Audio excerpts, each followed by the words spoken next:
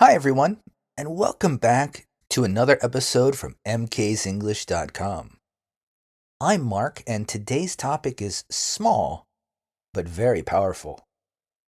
Today, we're talking about two common words, to and enough.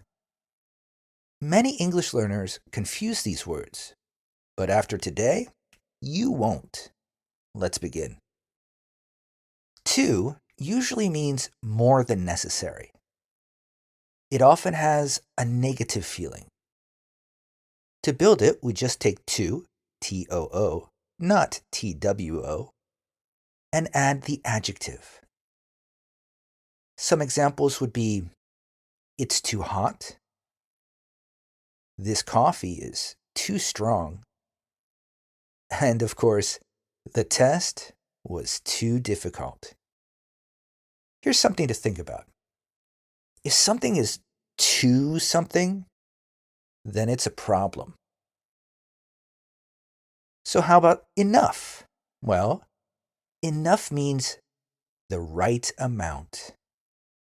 Not too much, not too little, just right.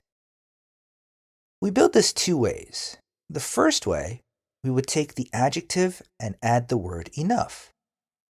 For example, it's warm enough, I'm old enough to drive, or this room is big enough. The other way we build it is we take the word enough and then we add the noun. For example, we have enough time, she has enough money, and do you have enough information? I want you to notice something important here. With to, the adjective comes after. But with enough, the adjective comes before. Compare these two sentences. It's too cold. And it's warm enough. See the difference?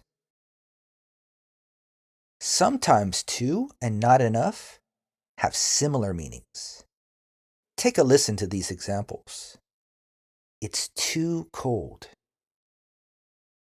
It's not warm enough. Both of these examples mean that the temperature is a problem. Here's another example. He's too short.